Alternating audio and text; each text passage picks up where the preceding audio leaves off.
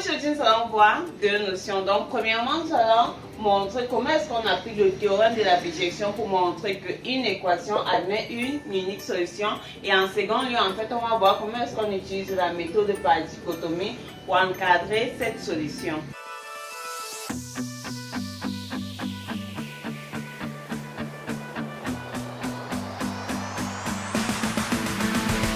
Donc, premièrement, on va d'abord commencer par justifier que E admet une unique solution. Alors, pour justifier qu'une équation admet une unique solution, tu utilises le théorème de la bijection. Et pour utiliser le théorème de la bijection, tu as 3 points. Premièrement, tu dois définir la fonction. Donc, ici, on va prendre notre fonction comme x au cube plus 3x moins 2. C'est-à-dire, on va dire soit f de x. On attribue la valeur de x au cube plus 3x moins 2. Alors, après avoir défini la fonction, tu vas montrer que cette fonction est continue sur l'intervalle dans lequel tu travailles. Donc ici, c'est R. Tu montres que ta fonction est continue sur R. Tu montres que ta fonction est strictement monotone. Donc, occupons-nous d'abord de la continue. Alors, si tu as f une fonction polynôme, alors ton f est continu sur R. Donc, les fonctions polynômes sont continues sur R. Alors, on va dire quoi? F étant une fonction polynôme,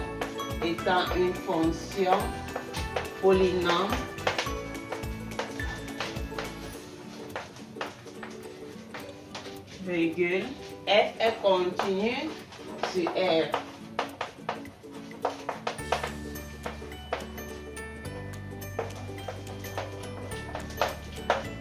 Alors ça c'est la première chose, montre que ta fonction est continue sur ton domaine. Donc, ensuite maintenant tu dois montrer que ta fonction est strictement monotone. Donc soit tu montres que ta fonction est strictement croissante, soit tu montres qu'elle est strictement décroissante. Notre fonction polynôme est continue sur R et elle est également dérivable sur R et on va calculer la dérivée de f. Alors on a quoi? F prime de x, c'est tout simplement 3x au carré plus 3. Alors voici ma dérivée. Qu'est-ce que je sais? Je sais qu'un nombre élevé au carré est toujours positif. Cette expression sera strictement positive. Tout simplement parce que ceci étant positif, additionné à 3, il n'y a en fait pas de possibilité que ce soit à 0. Encore moins inférieur à 0. Donc on va dire qu'on a que f' de x strictement supérieur à 0. Si ma dérivée est strictement positive, ça veut dire quoi? Ça veut dire que ma fonction est strictement croissante. Donc f est strictement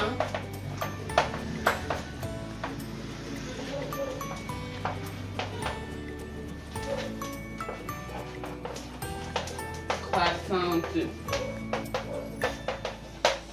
Alors, lorsqu'on a pu montrer que notre fonction était continue et qu'elle était strictement monotone, donc strictement croissante dans ce cas, maintenant on peut utiliser le théorème de la bijection. Donc, après avoir fait ça, on va dire quoi? D'après le théorème de la bijection, d'après le théorème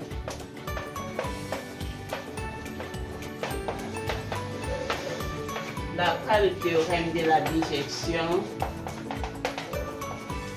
f est une bijection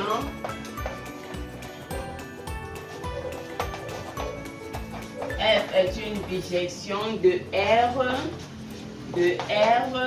vers f de R. Donc, après le théorème de la bijection, on a notre fonction f qui est continue et monotone est une bijection en fait de R vers R. Alors, je vais trouver f de R.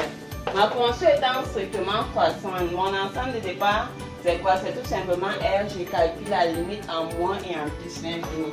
Donc, la limite, lorsque x tend vers moins l'infini de f de x, on sait que f de x c'est x au cube plus 3x moins 2. La limite d'un polynôme, c'est tout simplement la limite du monôme de plus haut degré. Donc la limite de f de x c'est encore limite lorsque x tend vers moins l'infini de x au cube. Or, la limite de x au cube c'est en moins l'infini, c'est moins l'infini. Et la limite lorsque x tend vers plus l'infini de f de x, c'est encore limite lorsque x tend vers plus l'infini de x au cube qui est en fait plus l'infini. Alors ça veut dire quoi? Ça veut dire que notre f de R c'est tout simplement R. Et maintenant, on dit quoi? On va montrer que cette expression admet une unique solution qui est 0. La fonction est continue et strictement croissante. Et on a quoi? On a 0 qui appartient à l'ensemble d'arrivée. Donc 0 appartenant à R dans E admet une unique solution.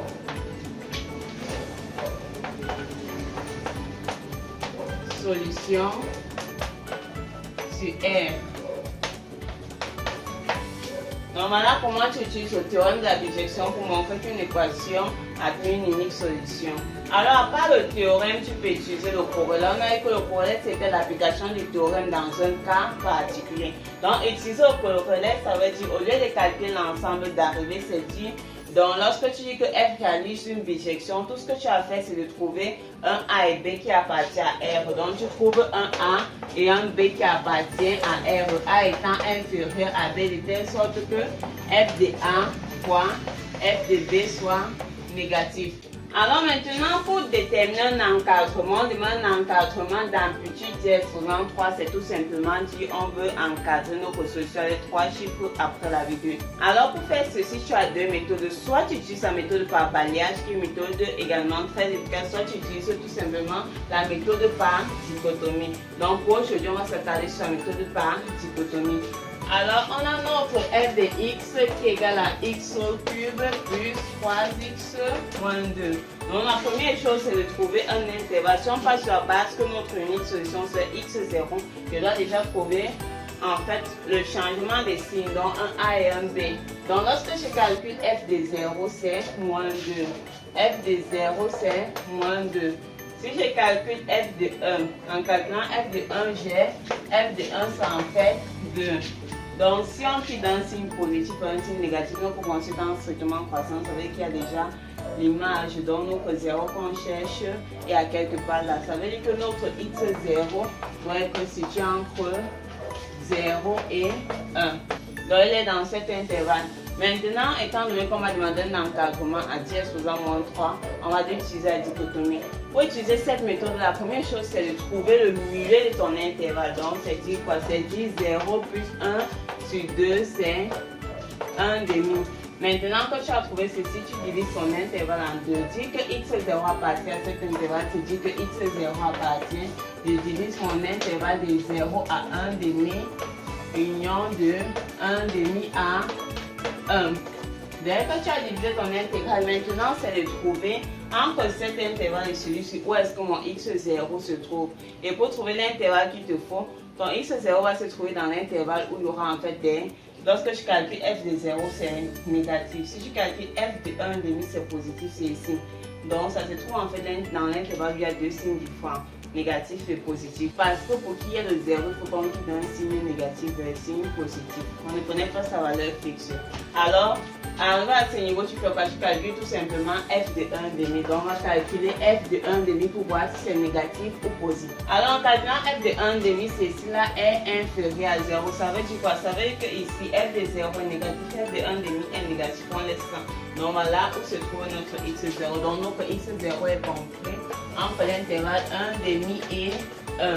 Maintenant, qu'est-ce que je fais? Je continue, je divise sur mon intervalle de choix en deux. Je prouve premièrement le milieu, c'est-à-dire 1 demi plus 1, le tout sur 2. Ça nous fait quoi? Ça nous fait 3 demi, ça nous fait 3 quarts. Maintenant, ça veut dire que x appartient. On divise 1 demi jusqu'à 3 quarts, union 3 quarts à 1. Donc, l'un ou l'autre. Maintenant, qu'est-ce qu'on fait? On calcule f de 3 quarts. 3 quarts étant 0,75, f de 3 quarts. Alors, lorsqu'on calcule f de 3 quarts, on trouve une expression positive. Ça veut dire quoi? Ça veut dire qu'on a négatif positif. Donc, c'est ça qu'on fait. Si c'est positif, positif, on ne prend pas. Donc, notre x0 appartient à l'intervalle 1 demi, 3 quarts. Et on continue, donc on a 0,5, 0,75, on divise encore par 2, c'est-à-dire quoi? Je trouve d'abord le milieu. Dès que tu trouves ton milieu, c'est 2 fois 2, ça fait 2 plus 3, 5 quarts, 5 huitièmes. Donc, ça veut dire que x0, je divise 1 demi, 5 huitièmes, union, 5 huitièmes, 3 quarts. Alors, ceci revient à dire quoi? Je calcule f de 5 huitièmes. Alors, ça nous donne une expression positive. Ça veut dire quoi? On a négatif, positif. Donc, x0 appartient à l'intervalle 1 demi, 5 huitièmes. On divise. Alors, à ce niveau, on va continuer. On divise en 2. C'est dire quoi? J'ai 1 demi plus 5 huitièmes, le tout sur 2. Donc, ça va nous faire 4 fois 4 fois 4, c'est ici pour obtenir 9 16e. C'est dit quoi? C'est dit que mon x0 appartient à l'intervalle soit 1 demi, 9 16e, son pan, 9 16e, 5 8e. Donc on va calculer f de 9 16e. Donc en calculant f de 9 16e, j'obtiens une valeur négative. C'est dire qu'on a f de 1 demi négatif, f de 9 16e négatif. Donc on laisse cet intervalle, notre x0 appartient à l'intervalle 9 16e, 5 8e. Donc c'est ceci.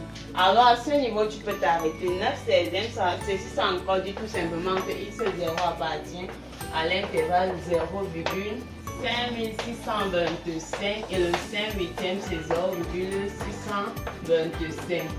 Alors on peut encadrer notre x0 en disant que x0 est compris entre 0,562 et 0,625.